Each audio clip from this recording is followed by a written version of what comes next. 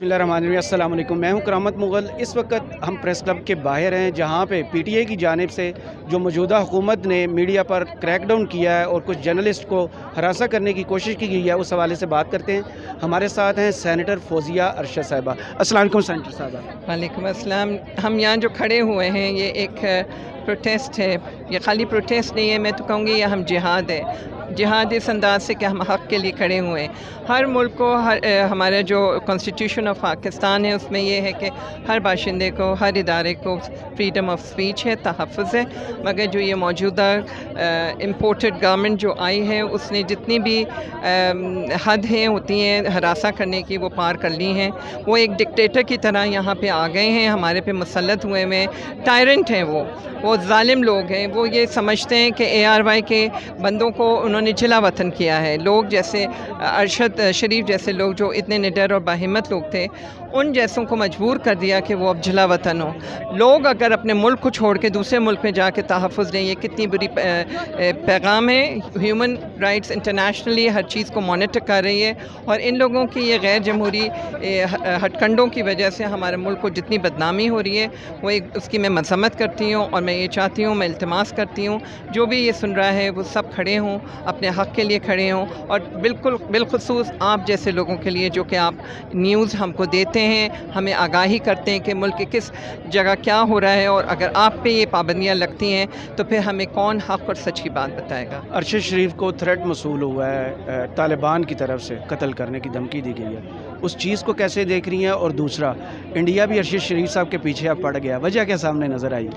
ये जी बहुत संगीन बात आपने मुझसे शेयर की है और इसके ऊपर मैं यही कहना चाहती हूँ कि इनकी हिम्मत कैसे हुई कि वो कौन होते हैं तालिबान जो अरशद शरीफ के ख़िलाफ़ बात कर रहे हैं, और कौन होता है ये India.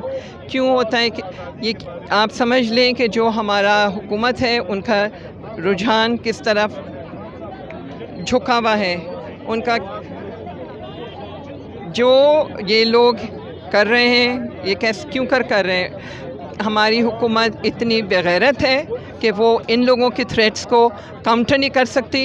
How day India says anything about the citizen of Pakistan who is a journalist, anchor person who is in the media. हमारी हुकूमत को ख़ुद ये शर्म आनी चाहिए थी कि इस तरह के मौक़े ये ख़ुद दे रहे हैं। इनके ऊपर तो मैं कहती हूँ कि अल्लाह मियाँ इनके ऊपर अज़ाब लाए कि हमारे मुल्क को इन्होंने जिस नहज पे लाया हुआ है, जहाँ हर कोई जो है हमें कमज़ोर समझ के और कोई ना कोई हम पे जिसका नाम है थ्रेट लाता है। क्यों लाता है? हमारा ये जो बना हुआ बैठा हुआ है क्राइम मिनिस्टर क्यों नहीं आता है और क्यों नहीं हमारे सिटीज़न को डिफेंड कर रहा? ऐसी हुकूमत पे तो अफसोस है और मेरा ये ख्वाहिश है कि हमारी जल्द अज जल्द इलेक्शंस हों और ऐसी हुकूमत से हमारा छुटकारा हासिल। बहुत शुक्रिया सेंटर साहब। अस्सलाम वालेकुम शाह साहब, कैसे हैं आप और क्या कहेंगे जो आज प्रोटेस्ट और रैली निकाली गई है, इससे हुकूमत के कानों पर कोई जूं रुकेगी? बिस्मिल्लाहिर्रहमानिर्रहीम। आज की ये जो प्रोटेस्ट आपने देखा है कि पाकिस्तान तहरीक इंसाफ की जनाब इमरान खान की कॉल पर ये दिए, जिसमें तमाम तकरीबन सीनियर्स भी मौजूद थे और काफ़ी तादाद में वर्कर्स भी मौजूद थे। वो इसी नारवा सलूक जो ये इम्पोर्टेड हुकूमत की तरफ से चैनल्स पे, बाज़ ARY चैनल पे और बाज़ चैनल्स पे और भी मेरे ख़्याल में आ रहे हैं, और जिन सहाफ़ियों ने हक़ और सच की आवाज़ बुलंद की है उनके ख़िलाफ़ उन्होंने जो गर्दाना इस तरह की कार्रवाइयाँ की। यहाँ मैं एक बात कहूँ कि ये मैं कभी भी नहीं कहूँगा कि हम नहीं समझ रहे थे कि ये लोग इतने बिगड़ जाएंगे या इस सतह तक जाएंगे। ये लोग हैं इसी तरह, ये लोग हैं इसी तरह गिरे हुए लोग हैं। इनके आप माजी उठा लें, इन्होंने जेली मुकाबले भी कराए हैं, इन्होंने आबिद बॉक्सर आज भी ज़िंदा है, इन्होंने मॉडल टाउन में जो नहते लोगों को, मासूम लोगों को गोलियाँ मारी, ये सारे वही लोग हैं, ये करते यही है। इन्होंने NRO लेना था, इन्होंने अपने गुनाह, अपने करप्शन को छुपाना था। इसके लिए वो किसी हद तक भी जा सकते हैं। इस मुल्क के और हमारे मुल्क के इदारों को मफलूज करने के लिए आए हैं। वो आप देख रहे हैं, आप कंट्रोवर्सीज देख रहे हैं। ये कोशिश कर रहे हैं कि पाकिस्तानी अवाम और इदारों के दरमियान कंट्रोवर्सीज पैदा करें। ये कंट्रोवर्सीज खान साहब की मौजूदगी में और इंशाल्लाह पाकिस्तान तहरीक इंसाफ की मौजूदगी में कभी भी इनका ये ख्वाब पूरा नहीं होगा कि इस तरह ये करें और ये हमारे इदारों और मुल्क और आवाम के दरमियान जो है वो एक इस तरह कंट्रोवर्सीज पैदा करें। अरशद शरीफ साहब को तालिबान की तरफ से भी असैसिनेशन की धमकी दी गई है, इस पर क्या कहेंगे? देखिए, मैं आपको एक बात बताऊँ, हक़ और सच की आवाज़ बुलंद करने पर तो बहुत से लोगों को, एक अरशद शरीफ भी होगा और भी हमारी पार्टी के लोगों को भी इस तरह के थ्रेट्स मिले हैं, लेकिन ये हम समझते हैं बीइंग पाकिस्तान तहरीक इंसाफ के एक वर्कर के, ये हर राय हक़ की आवाज़ है और ये खान साहब ने जो हक़ की आवाज़ बुलंद की है, इसमें इंशाल्लाह जिस तरह आपने देखा तो पूरे पाकिस्तान में बल्कि पूरी दुनिया में जितने भी ओवरसीज़ पाकिस्तानी हैं और उसके साथ साथ और ममालिक है जो हमारे मुल्क के भी नहीं हैं, उन्होंने भी खान साहब की जो स्टांस है उनकी भरपूर साथ दिया है और वो खान साहब की हर अपील पर, हर आवाज़ पर वो लब्बैक कहते हुए वो बाहर आते हैं। तो ये इस तरह के कामों में या इस तरह की जो तहरीक होती है दुनिया में, इस तरह उस तरह नशेब व फराज आते हैं, इस तरह सख्तियाँ आती हैं और हम हर तरह की सख्ती के लिए, हम हर तरह के नशेब व फराज, इसके लिए हम तैयार है पाकिस्तान तहरीक इंसाफ, क्योंकि हम समझते हैं ये हमारे कौम और मुल्क के मुस्तकबिल का मसला है, ये हमारे इदारों का मसला है,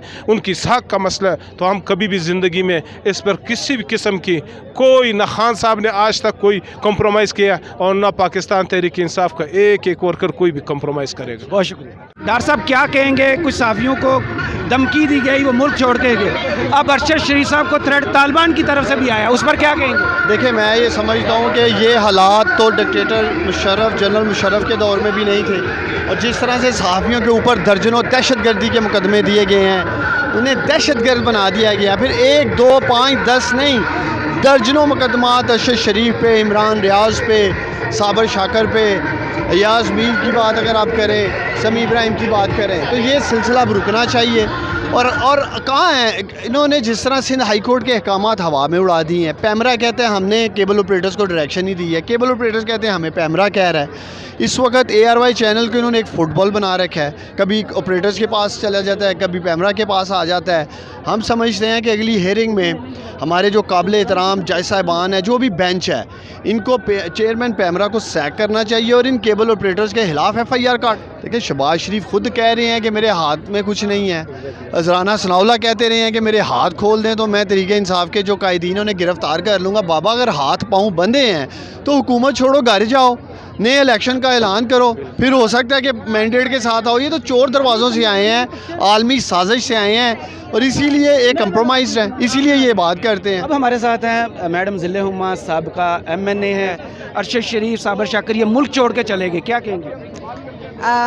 फाशिज़म की बदतरीन मिसाल है और ये ऐसी मिसालें तो मेरा ख़्याल है आमरीत में ही मिला करती थी।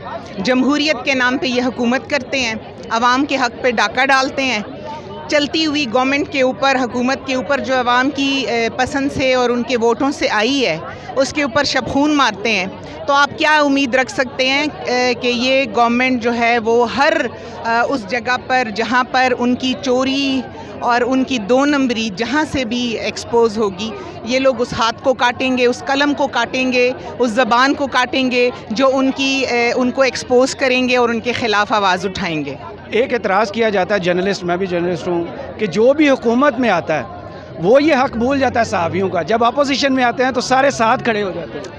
मेरा नहीं ख्याल कि हमने देखें, हम कुछ चैनल्स ऐसे हैं, मैं इनका नाम इस वक्त नहीं लेना चाहती, कि जो मुसलसल हमारे ख़िलाफ़ नेगेटिव प्रोपेगेंडा में जो है मसरूफ़ रहे, और जितना भी अगर हम 1 रुपये भी या चंद पैसे भी पेट्रोल बढ़ता तो ये लोग तूफ़ान मचा देते थे, पूरे मुल्क में एक भौंचाल आ जाता था। आजकल इनकी हर एक चीज़ के ऊपर वो खामोश हैं। जहां आप MNAs और लोटे ख़रीदते हैं, वहां आप सहाफ़ी भी ख़रीदते हैं।